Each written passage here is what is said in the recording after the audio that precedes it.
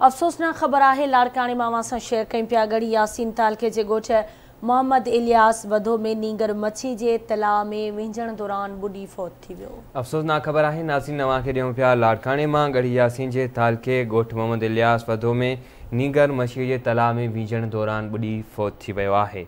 अफ़सोसनाक ख़बर है नाज़रीन लाड़काने मां गढ़ी यासीन जे तालके ॻोठ मोहम्मद इलियास वधो में नीगर मच्छी जे तलाउ में विझण दौरान बुॾी फौत थी वियो, जॾहिं त लाश मच्छी जे तलाउ मां कढी अस्पताल मुंतक़िल कयो वियो आहे। इन ई हवाले सां तफ़सील मालूम कंदासीं। लाड़काने मां आवाज़ जे रिपोर्टर रशीद समो खां। जी रशीद, छा तफ़सील आहिनि? आगाह कजो, नीगर बुॾी फौत थी वियो आहे।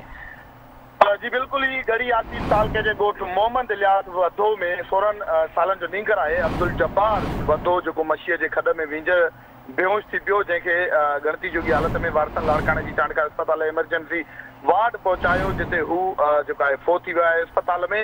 उन मौके ते नीगर के पी अब्दुल रज़ाक वधो सां असांजी ॻाल्हि ॿोल थी आहे त उनजो चवणु आहे त जेको मुंहिंजो पुटु आहे उहो बनीअ में रोंबो करे रहियो हो ऐं गर्मीअ सबब मच्छी के खड में विझण लाइ लथो त उते बेहोश थी पियो, जैसे उते लाड़काने की चाणकार अस्पताल में उतां खणाए पहुंचायासीं, जिते डॉक्टरनि उन फौत थियण जी तस्दीक कई ऐं जेको लाश है उन नीगर जो ज़रूरी कार्रवाई बाद जेको आहे उन ॻोठ रवानो किया है। लाश नीगर घर पहुंचण ते क़राम अची वियो आहे। जी ठीक है, मुझे मेहरबानी रशीद तफ़सील खां आगाह कर जे लाइ।